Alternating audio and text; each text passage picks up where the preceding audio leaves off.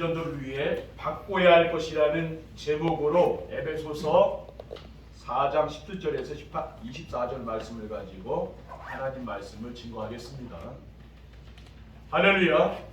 옆에 계신 성도들과 축복의 인사를 나누겠습니다.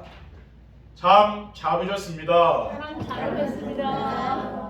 237 전도를 위해 바꿔야 할 것을 바꿉시다. 237 전도를 위해 바꿔야 할 것을 바꿉시다. 벌써 2023년도 한 해를 보내고 한 달을 보내고 2월 둘째 주일을 맞이했습니다. 지난 한 달 동안 237 전도를 위한 25응답이란 말씀을 주신 하나님께서 2월 둘째 주일에 237 전도를 위해 바꿔야 할 것이란 말씀을 주셨습니다. 237 전도는 플랫폼 전도이고, 플랫폼 전도는 성도들이 행복하게 살면서 행복을 주변 사람들과 나누면서 하는 것이라고 했습니다. 그러므로 237 전도를 위해 바꿔야 할 것이란 행복한 삶을 살며 행복을 나누어 주려면은 바꿔야 할 것이 있다는 겁니다. 행복한 삶을 위해 바꿔야 할 것은 무엇입니까?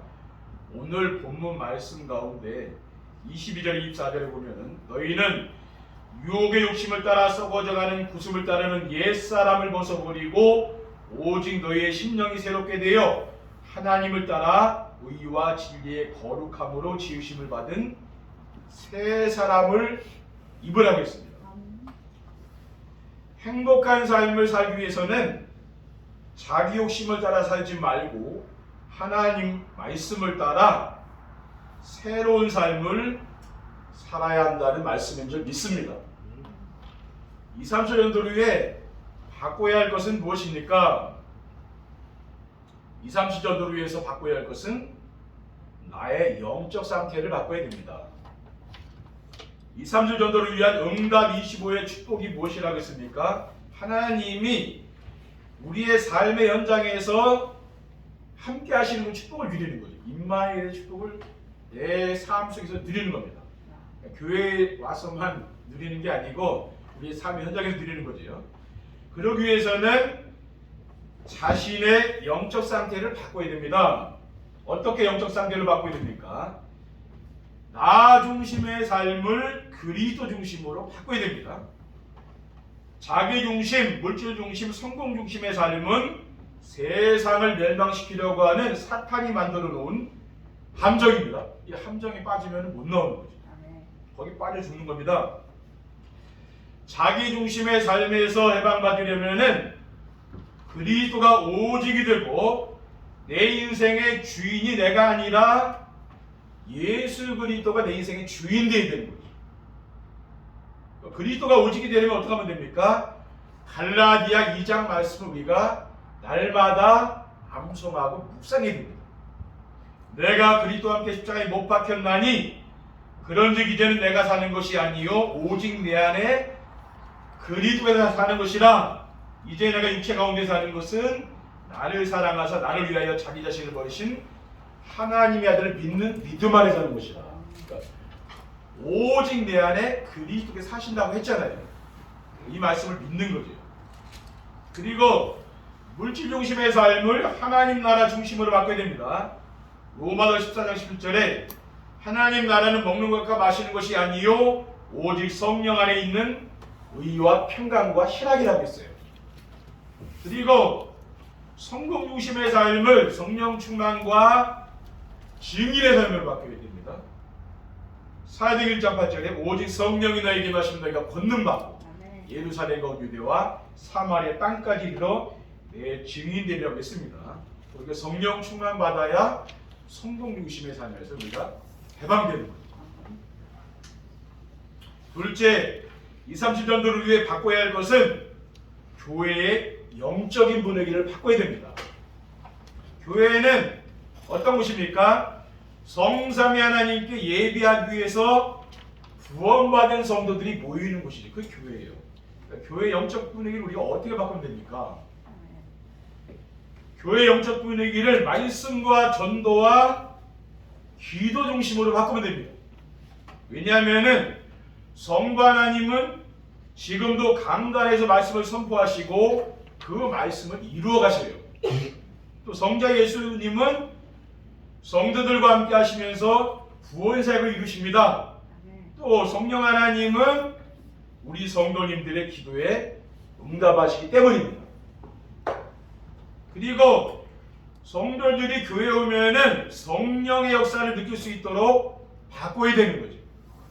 성령 충만 받은 교회가 어떤 교회입니까? 그게 마가다라 빵, 초대교회잖아요. 이 성도들은 어떻게 신앙생활을 했습니까?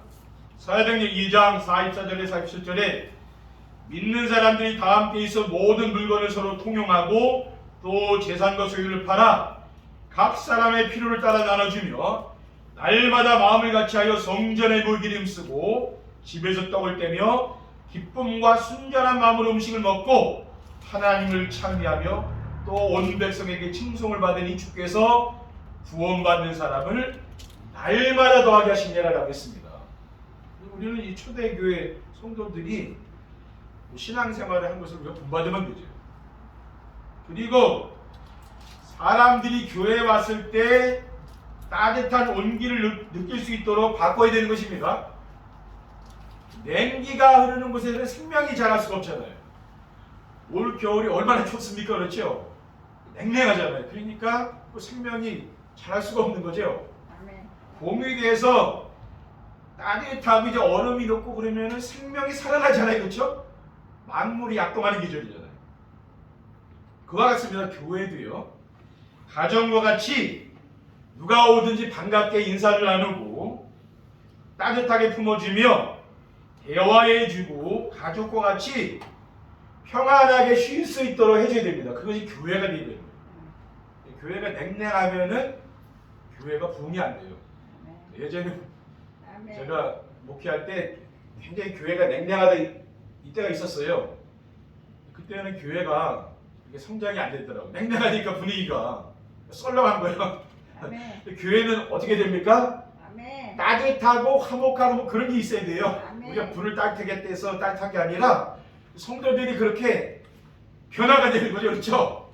네. 그렇게 되면 교회 분위기가 확 달라지는 거죠. 셋째, 2, 3초 전도를 위해 바꿔야 할 것은 현장의 영적 시스템을 바꿔야 됩니다. 나의 영적 상태와 교회의 영적 분위기가 바뀌면은 현장의 영적 시스템이 바뀌게 됩니다. 어떻게 현장의 영적 시스템을 바뀌게 됩니까? 성도들이 현장에서 임마누엘의 축복을 누리는 영적 서밋이 되어야 됩니다. 영적인 서밋은 무엇입니까? 영적으로 정상에 올라간 사람이라고 했잖아요. 그래서 이 그리스도 한 분으로 충분하고 만족하여 다른 것이 필요 없을 정도로 그리스도가 오직이 된 사람, 그 영적 서밋입니다. 빌보서 3장 8절의 9절에 사도 바울은 내가 그를 위하여 모든 것을 잃어버리고 배설물을 여김은 그리스도를 얻고 그 안에서 발견되려 함이니 내가 가진 의는 율법에서 난 것이 아니요 오직 그리스도를 믿음으로 말미암은 것이니 곧 믿음으로 하나님께로부터 난 의다. 사도 바울은 모든 것을 배설물로 여긴다 했어요. 그리스도가 오직이 된 사람이에요.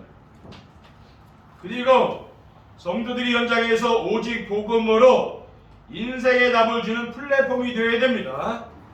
왜냐하면은 인생의 모든 문제는 하나님의 형상대로 지음받은 사람이 사탄의 유혹을 받아서 창조주 하나님을 떠나 사탄의 종노릇한 데서 시작되었기 때문입니다. 그 지금 세상 사람들이잖아요. 그렇죠? 그래서 인생의 문제는 하나님을 만나서 함께 지내야 해결됩니다. 다른 것으로는 해결이 안 됩니다. 하나님 만나 하나님과 함께 지내는 유일한 길이 바로 예수 그리스도입니다.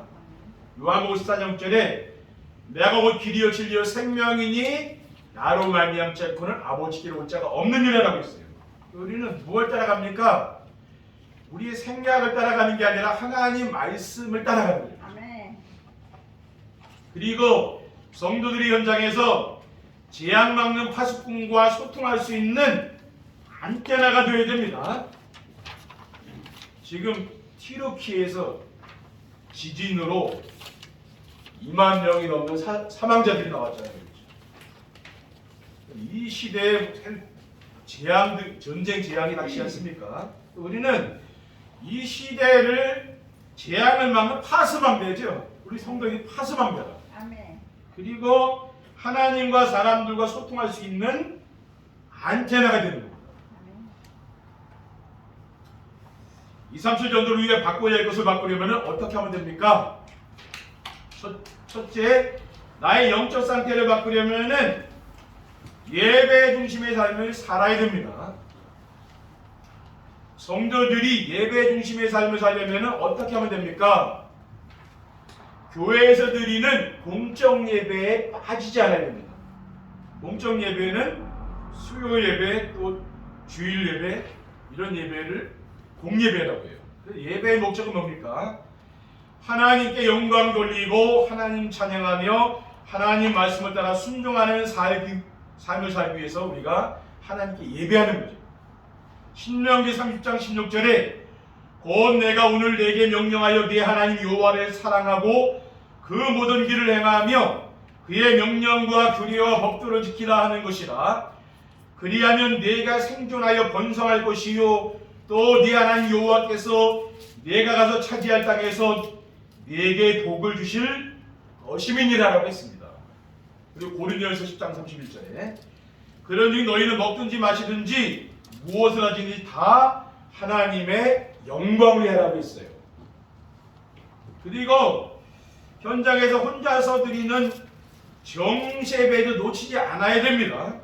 정세배는 강단의 말씀을 순종하려는 마음으로 날마다 시간과 장소를 정하여 조용한 시간에 듣는 겁니다. 그러면은 예배 시간에 듣지 못한 하나님의 세미한 음성이 들립니다. 그리고 언약과 미션과 비전을 붙잡게 돼요. 그렇지 않으면은 우리가 주일 예배만 드려가지고는 언약, 미션, 비전을 우리가 붙잡기 힘들죠, 그렇죠? 그래서 우리가 가정에 돌아가서 강단 말씀을 또 듣는 겁니다. 이렇게 날마다 들으면은 언약, 미션, 비전의 말씀이 선명하게 들리는 거죠. 그러면 하나님이 나와 함께하는 이 축복을 내가 누리게 되는 겁니다. 그리고 예배 중심의 삶을 살면 인생 근본 문제가 깨끗이 해결되어집니다. 인생의 근본 문제가 무엇입니까? 하나님 모르고 자기 중심, 물질 중심, 성공 중심의 삶을 사는 것인데 예배가 삶의 중심이 되면은 그리스도가 오직 됩니다. 그러면은 모든 인생 문제가 끝나게 되는 줄 믿으시기 바랍니다. 왜냐하면은 그리스도께서 십자가에 매달려 죽으실 때에 요한복음 19장 30절에 다 이루었다. 그렇게 예수님께서 말씀하시기 때문에 그래요. 우리는 뭡니까? 하나님의 말씀을 진리의 말씀으로 믿고 순종하며 따라가는 거죠. 그러니까 내 생각, 계획 이거는 버려야 됩니다. 우리는 뭡니까? 예배 시간에 선포될 하나님의 말씀을 100%, 200%, 300% 우리가 순종하며 따라가는 거죠. 그렇죠? 둘째, 교회 영적 분위기를 바꾸려면 말씀 중심으로 원내스 되어야 됩니다. 초대교회 성도들은 사도들이 전한 강단의 메시지를 붙잡고 말씀을 포럼하며 원내스가 됐어요. 원내스가 됐다는 것은 성도들이 하나가 됐다는 겁니다. 분열과 이런 분쟁, 싸움이 없어지고 성도들이 말씀으로 하나가 딱 됩니다. 그게 교회입니다. 사도행전 2장 42절에 그들이 사도의 가르침을 받아 서로 교제하고 떡을 떼며 오로지 기도에 힘쓰니라 라고 했습니다. 그래서 성도님들이 교회 안에서 세상 이야기하지 않고 말씀 포럼만 해야 되는 것입니다. 그리고 교회에 일이 있으면은 회의를 하지 않고 말씀 안에서 답을 찾아야 됩니다. 초대교회는 사도들이 말씀과 기도에 전무하기 위해서 중직자들을 세웠어요. 교회 일꾼을 세운 거죠. 사도행전 6장 3절에 4절에 보면은 형제들은 너희 가운데서 성령과 지혜가 충만하여 칭찬받는 사람 7을 택하라. 우리가 이 일을 그들에게 맡기고 우리는 오로지 기도하는 일과 말씀 사역에 힘쓰라 하겠습니다. 가장 좋은 교회는 뭡니까? 목회자가 분주하게 다니면서 일하는 교회는 좋은 교회가 아닙니다. 아멘. 그거는 성도님들이 다 알아서 오고, 목회자는 말씀과 기도에 전무하는 교회. 아멘. 그 교회가 제일 좋은 교회라니까. 아멘. 그래야 우리 성도님들이 은혜를 받을 거 아니에요, 그렇죠? 아멘. 목사가 너무 바빠가지고 뛰어다니면은 은혜를 못 받잖아요, 그렇죠? 아멘. 교회는 민주주의가 아니고 하나님이 다스리시는 하나님 나라의 왕국입니다. 민주주의는 회의를 하여 다수결에 의해 모든 것이 결정되지만은 선거를 통해서 뭐 이렇게 다수결에 의해서 모든 게 되잖아요. 그게 민주주의거든요. 교회는 그런 것이 아닙니다. 교회는 왕의 말씀인 하나님 말씀에서 모든 문제의 답을 찾아야 되는 거예요. 아멘. 우리 성도님들은 뭡니까? 이 아멘. 말씀에 집중하고 여기서 답을 찾으면 돼요. 아멘. 그리고 성도들이 말씀 안에서 붙잡은 언약과 미션과 비전을 또 우리 주변 사람들에게 전달해야 됩니다. 셋째, 현장 영적 시스템을 바꾸려면은 현장에서 393 기도 응답을 누려야 됩니다. 그래야 현장의 영적 시스템이 바뀌는 거죠. 393 기도는 무엇입니까? 성삼위 하나님께서 위로부터 내려주시는 세임을 받아 누리는 겁니다. 여호와 하나님은 지금도 말씀을 성취하시잖아요. 성자 예수님은 구원 사역을 이루어 가시고, 또 성령 하나님은 우리의 몸을 성전 삼으시고 오셔서 지금도 함께 하시고, 그 힘을 내가 누리는 겁니다. 아멘. 그리고 보좌의 축복과 시공간 추월과 에덴의 축복을 찾아 누리는 것입니다. 하나님의 형상으로 보좌의 축복을 누리며 성령의 인도로 시공간 초월의 축복을 누리며 에덴 동산의 축복으로 237 나라의 빛이 비추는 역사가 일어날 겁니다. 아멘. 에덴 동산에는 뭐 부족한 게 없잖아요. 아멘. 모든 게 다 있다니까요. 아멘. 하나님이 그 채워주시는 그 축복으로 인해 우리는 237 나라의 빛을 전하게 되는 거죠. 그리고 위에서 오는 보호자의 축복, 시공간 초월, 에덴의 축복으로 3시대를 누리는 것입니다. 아멘. 3시대는 뭐라고 했습니까? 목회자 시대, 중직자 시대, 렘넌트 시대예요. 그래서 목회자가 먼저 이러한 축복을 누려야 되는 거죠. 아멘.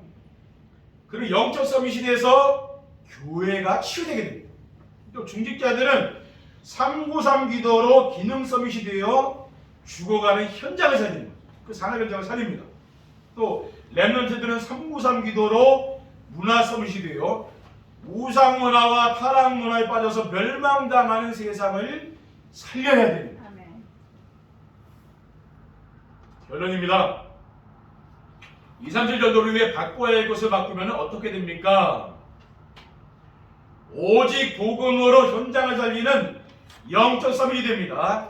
나의 영적 상태가 오직 복음이 되고 교회의 영적 분위기가 말씀과 기도와 전도가 되며 현장의 영적 시스템이 임마누엘의 축복을 주게 되면은 오직 복음으로 행복하고 만족하여 주변 사람들에게 복음을 전달하는 영적 서밋이 됩니다. 아멘. 왜 영적 서밋이 됩니까? 내가 복음으로 만족하고 충분하니까. 그 사람이 바로 영적인 서밋입니다. 둘째, 성도들이 영적 서밋이 되면은 교회가 지혜를 살리는 플랫폼이 됩니다. 모든 성도들이 예배 중심의 삶을 살고 교회가 말씀으로 원내스되며 현장에서 보좌의 축복과 시공간 초월의 축복과 에덴 동산의 축복을 누리게 되면은 성도들의 가정과 우리 강화 언약교회가 지역을 살리는 플랫폼이 되는 줄 믿습니다. 아멘. 마지막으로 성도들이 영적 서밋이 되고 교회가 플랫폼이 되면은 전도가 되고 제대가 세워집니다. 날마다 우리 성도님들이 이 정세배의 축복을 누리게 되면은 다중심, 물질중심, 성공중심의 삶에서 해방됩니다. 그러면은 복음이 오지게 됩니다. 아멘. 다른 것이 아니라 그리스도가 내 삶의 중심이 되는 거예요. 그러면 영적 서밋이 되어서 교회가 평안하고 온기가 있습니다. 그렇죠? 아멘. 교회에 사람들이 찾아오는 거죠. 네. 우리 교회가 이렇게 평안한 교회니까, 그렇죠? 아멘. 사람들이 평안하면은 카페 같이 가기 싫잖아요, 그렇죠? 그런 교회가 되면 되는 거거든요. 그러면은 사람들이 찾아오는 플랫폼이 돼요. 그리고 전도가 되고 체제가 세워집니다. 그러니까 막 교회 와서 일을 많이 하는 게 아니라 뭡니까? 편안하게 쉬시라니까요, 그렇죠? 한 주간 삶 속에서 힘들었던 많은 일들이 있잖아요. 아멘. 편안하게 쉴 수 있는 곳이 가정과 교회밖에 세상에 어디 있습니까? 아니면 어디 여행 가서 쉬거나 그런 거잖아요. 아멘. 그러니까 교회는 그런 곳이 돼야 됩니다. 편안한 곳. 아멘. 그러니까 여러분 아무 부담 느끼지 말고 교회 와서 편안하게 쉬시다가 이렇게 아멘. 재충전 얻으시고 힘을 얻으시고 그렇게 돌아가시기를 주님의 이름으로 축원드립니다. 기도하겠습니다. 주님 감사합니다. 오늘 주신 귀중한 언약의 말씀을 굳게 붙잡고 한 주간 바꿔야 될 것을 우리가 바꾸고 삶의 현장에서 승리할 수 있도록 인도해 주옵소서. 주 예수 그리스도 이름으로 기도드립니다.